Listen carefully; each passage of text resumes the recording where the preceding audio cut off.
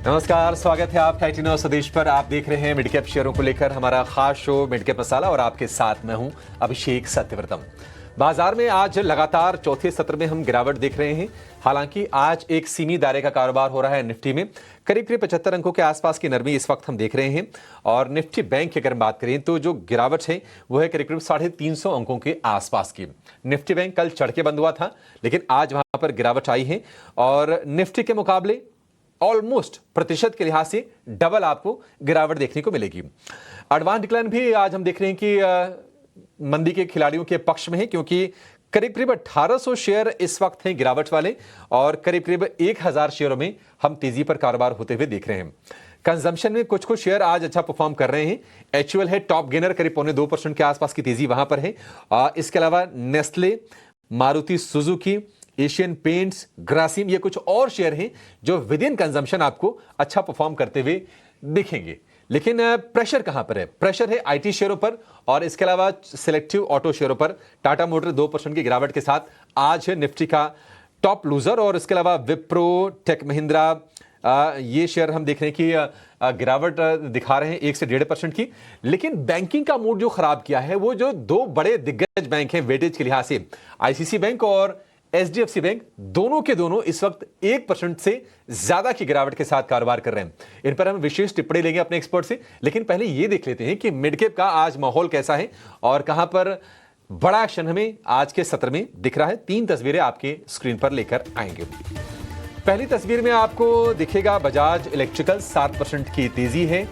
Murphy Richards का से brand और इंटेलेक्चुअल प्रॉपर्टी राइट्स कंपनी ने खरीदा है। हालांकि 150 करोड़ रुपए की डील है।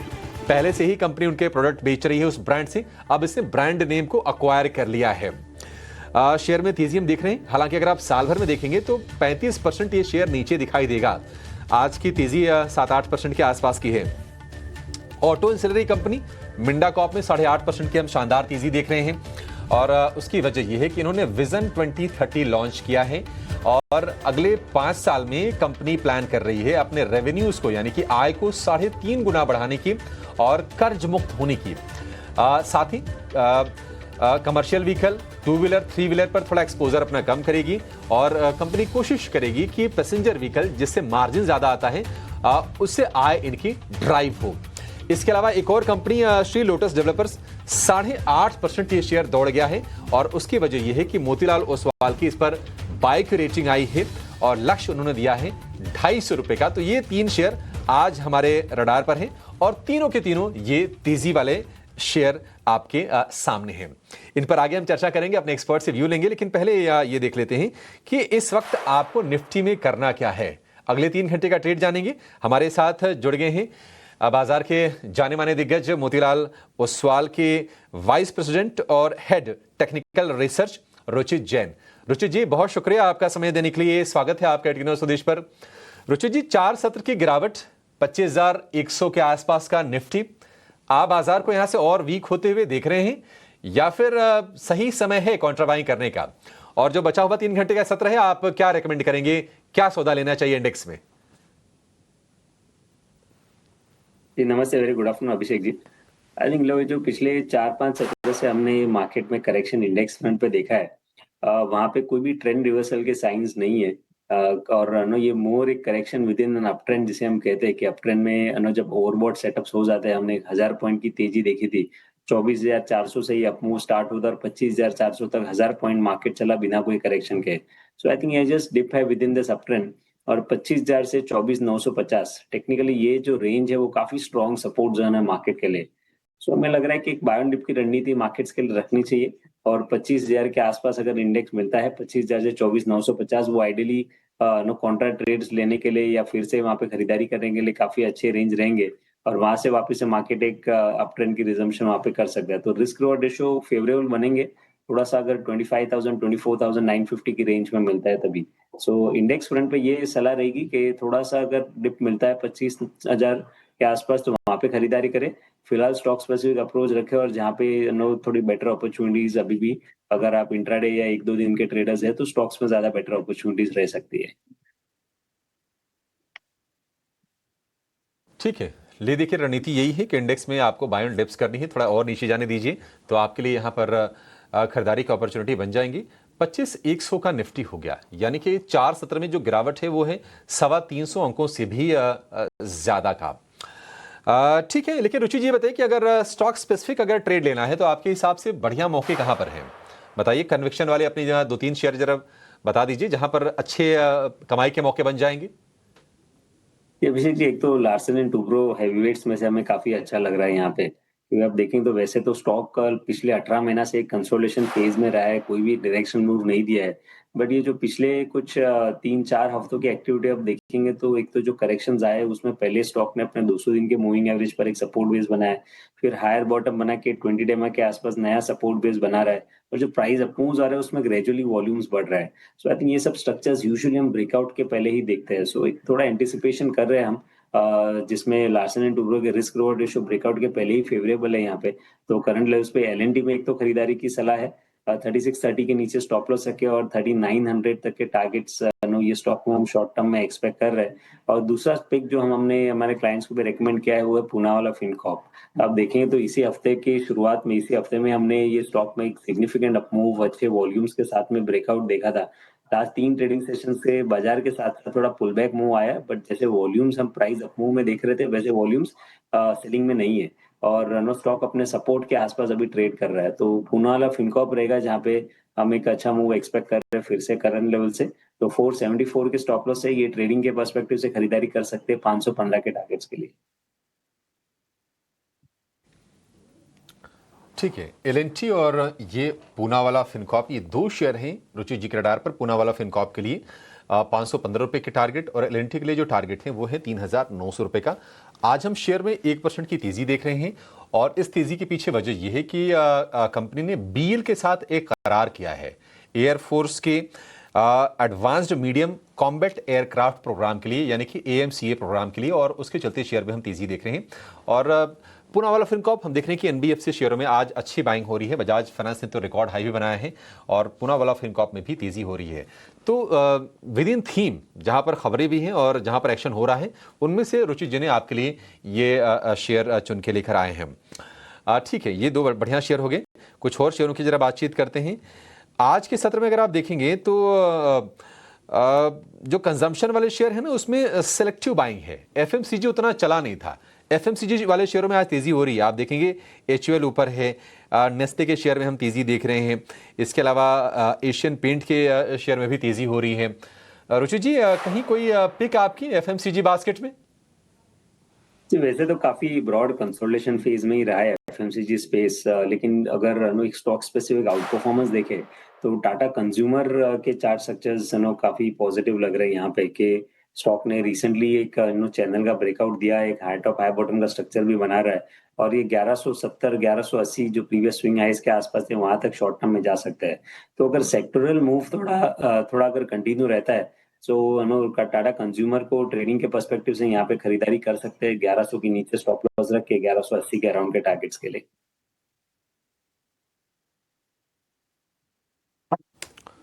ठीक है, 1180 अराउंड के टारगेट के लिए टाटा कंज्यूमर को आप खरीद सकते हैं। 1134 रुपए का भाव है। मिड कैप के आज जहां पर एक्शन वाले जो शेयर है ना, एक बार उनको स्क्रीन पर लेकर आइए कि कहां पर तेजी हो रही है और कहां पर मंदी हो रही है। तेजी वाले अगर हम शेयरों की बात करें तो प्रीमियर एनर्जीज यहां पर तेजी है। वारी एनर्जीज में तेजी हो रही है। इंडियन बैंक आज हम देख रहे हैं कि नई ऊंचाई पर यह शेयर पहुंचा है, और इंडियन बैंक का जो रैली रही है ना, वो कमाल की रही है। कोविड के टाइम में लगभग 50 रुपए के आसपास का शेयर था, और वहां से बढ़ते बढ़ते देखिए ये 700 रुपए का शेयर हो गया है, नया हाई पर है।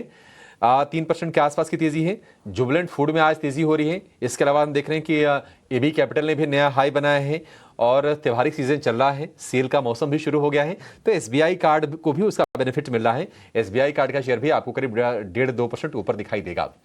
रुचि जी, एसबीआई कार्ड पर ही जरा व्यू दीजिए, क्योंकि एसबीआई कार्ड में हमने देखा कि एक वर्टिकल फॉल था, लगातार ये गिरावट का शिकार हुआ था शेयर। ये आपको लगता है कि ये संभल गया एसबीआई कार्ड, और रिस्क रिवॉर्ड रेशियो के लिहाज से एक आकर्षक मौका बन सकता है, या फिर कोई और शेयर जो हमने नाम लिए उसमें से आपको कुछ अच्छा लग रहा है?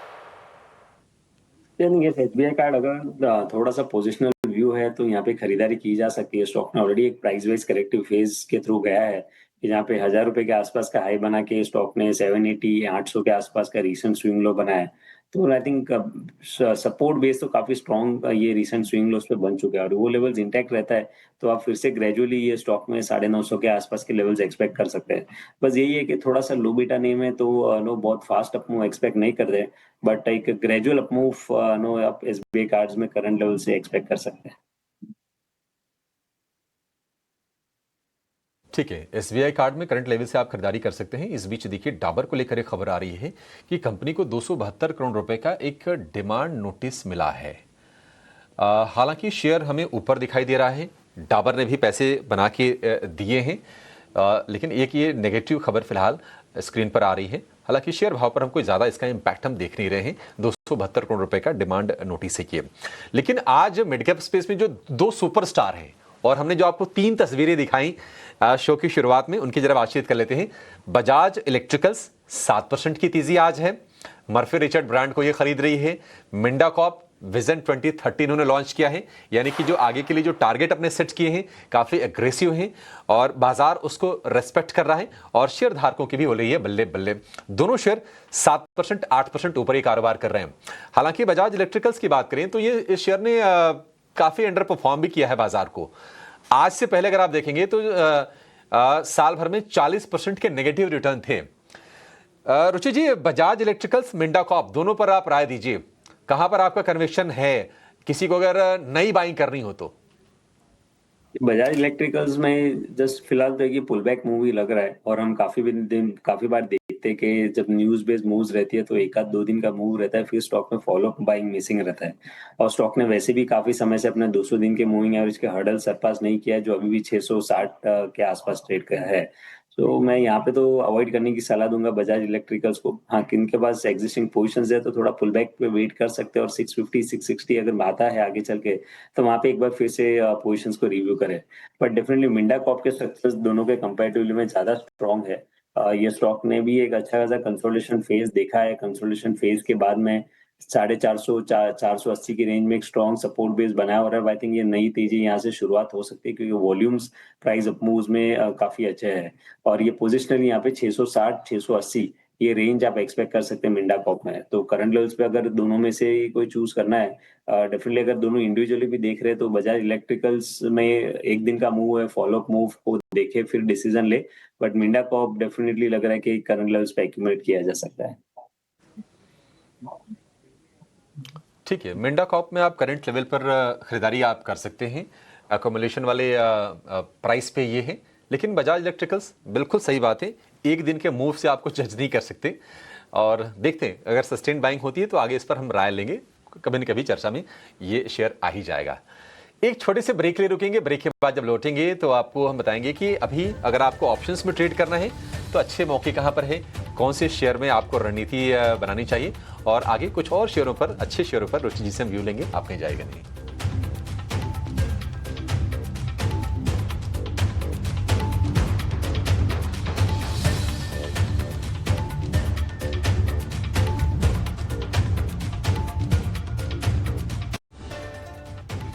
ब्रेक के बाद आपका फिर से स्वागत है मिड कैप मसाला में। बाजार में हम देख रहे हैं कि एक सीमित दायरे में कारोबार हो रहा है।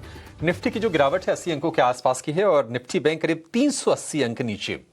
तो निफ्टी बैंक में आज गिरावट ज्यादा है। हालांकि अगर आप रिसेंटली देखेंगे तो निफ्टी बैंक ने निफ्टी को आउट परफॉर्म किया है, लेकिन आईसीसी बैंक और एचडीएफसी बैंक की कमजोरी के चलते आज वहां पर मूड खराब है। हालांकि अभी भी अगर आप देखेंगे तो निफ्टी बैंक के 12 में से सिर्फ 2 शेयर तेजी के साथ कारोबार कर रहे हैं और एग्जैक्टली इसका अपोजिट था मामला जब बाजार की शुरुआत हुई थी। सिर्फ एयू स्मॉल फाइनेंस बैंक और बैंक ऑफ बड़ौदा ऐसे शेयर हैं जहां पर तेजी आपको दिखेगी। अदरवाइज एसबीआई का शेयर भी आ गया है लाल निशान में, हल्की सी गिरावट के साथ ट्रेड कर रहा है। आज हमने देखा कि 880 रुपए तक एसबीआई का शेयर पहुंचा था, लेकिन फिलहाल लाल निशान में आके कारोबार कर रहा है। लेकिन ऑप्शंस में आपके पैसे कहां पर बनेंगे ये जान लेते हैं और जोड़ेंगे अपने साथ ऑप्शंस के चैंपियन को।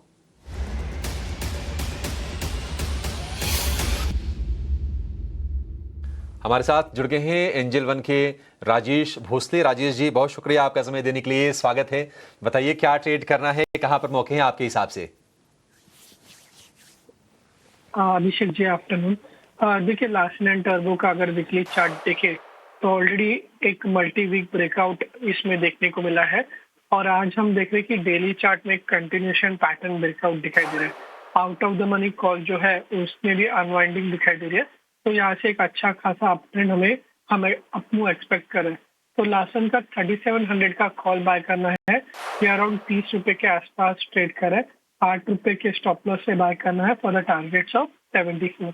और इसका जो लॉट साइज है 175 का है, तो जो maximum risk as per stop loss होगा वो होगा 3850 का, एंड जो टारगेट हम यहाँ से एक्सपेक्ट करें वो होंगे 7700 के। ठीक है, एलएनटी पर ही आपको कैश में रिकमेंडेशन दी थी रुचि जी ने, और ऑप्शन की भी रिकमेंडेशन आ गई है राजेश जी की तरफ से। 37 वाली कॉल खरीदनी है, 30 रुपए के भाव पर आपको मिलेगी इन द मनी। लक्ष्य 74 रुपए का होगा, स्टॉप लॉस आप 8 रुपए का लगा के चलिए, तो रिस्क रिवॉर्ड रेशियो काफी आकर्षक है यहाँ पर है। अधिकतम मुनाफा 7,700, अधिकतम नुकसान 3,850, यानी कि उसकी आधे का। प्रति लॉट के हिसाब से ये गणना आपके स्क्रीन पर है एलएनटी की 37 वाली कॉल में।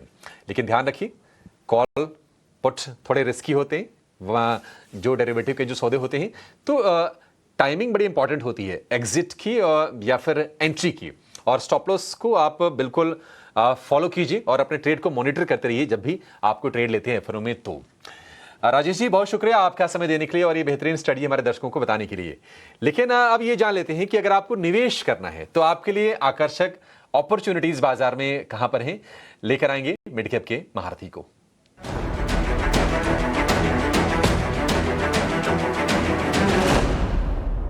हमारे साथ जुड़ गए हैं सनी अग्रवाल। सनी जी, बहुत शुक्रिया आपका समय देने के लिए, स्वागत है। बताइए आज कौन सा शेयर आपने पिक किया है?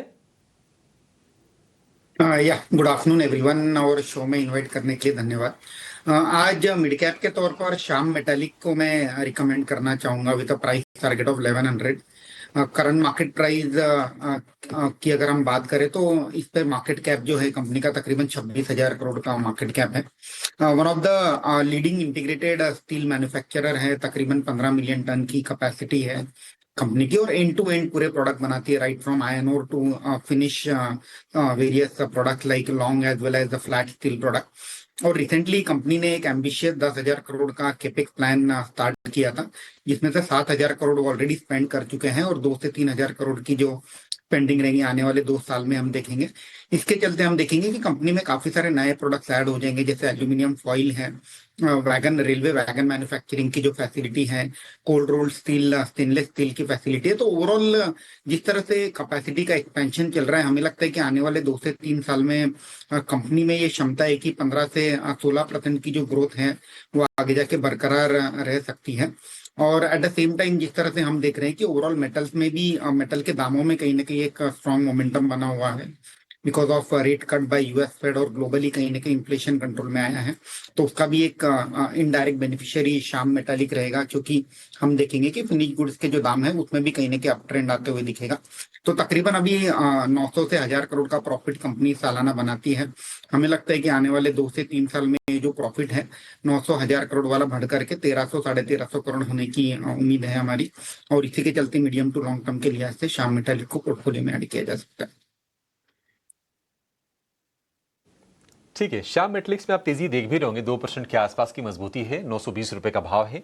लेकिन 6 से 12 महीने का अगर आप समय देंगे श्याम मेटलिक्स को, तो ये 900 रुपए वाला शेयर हो जाएगा 1,100 रुपए का। तो एक डिसेंट अपसाइड की उम्मीद आप करके चल सकते हैं, और फंडामेंटल्स इसके मजबूत हैं। सनी जी ने आपको प्रॉपर्ली इसके बारे में गाइड भी कर दिया, उनका भी कन्विक्शन है और इसने परफॉर्म करके दिया भी है शेयर ने। तो इसको आप अपने पोर्टफोलियो में शामिल कर सकते हैं मिड कैप के एक अच्छे शेयर के तौर पर, और आपको पैसे बनाने के मौके देगा। चलिए, इसी के साथ इस शो को यहीं पर समाप्त करने का समय हो गया है। सनी जी और रुचि जी, आप दोनों का बहुत शुक्रिया आज हमारे साथ शो में जुड़ने के लिए और हमारे दर्शकों की मदद करने के लिए अपने वैल्यूएबल इनसाइट्स देकर। एक छोटा सा ब्रेक के बाद लेकर आएंगे कॉर्पोरेट कनेक्शन। आपने जाएगा नहीं। नमस्कार।